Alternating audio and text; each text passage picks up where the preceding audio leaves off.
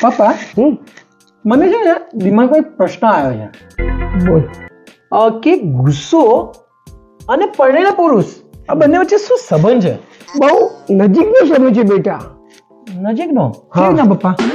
જો ગુસ્સો આવે એ ખરાબ પુરુષની નિશાની છે. વાત કરો છો? પણ એ ગુસ્સાને પી જાઓ એ પહેલા પુરુષની નિશાની છે. બધાને ખબર પડી કે નહીં?